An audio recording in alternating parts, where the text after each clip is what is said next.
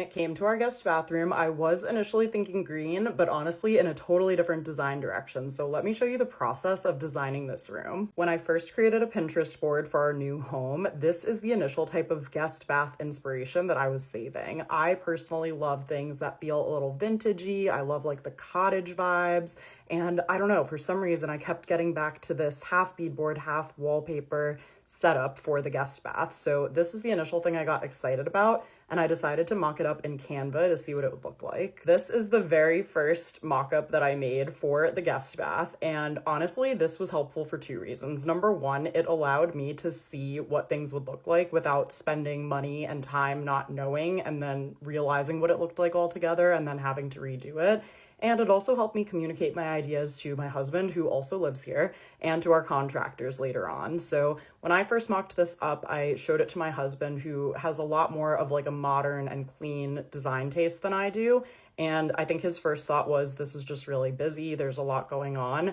And looking at it, I ended up totally agreeing with him on that. I always did have this vanity saved from the Home Depot though, although we did end up with a slightly smaller size of it, and the floor tile from the Home Depot too. So then I came up with this, which was a wallpaper that was a little bit more simplified. I liked that it just had two colors. It's actually a toile style wallpaper with cityscapes on it. Would be so cute for another room if we had another room to decorate. And I showed him this and he still didn't love it, and I also realized I still didn't love it either. Then I went back to Pinterest, and another thing that I had been saving was this beautiful green kind of elongated rectangle tile, and I kept coming back to it in various different rooms. Then I started thinking, what if we just did a tile accent wall instead of the wallpaper? This is what I mocked up next, and as you can see, we're getting closer to what we actually ended up doing. So now I sized down to the 36-inch vanity. I kept the beadboard, and then the more I was looking at it, the more I was like, the beadboard is too vintagey and the tile is too modern.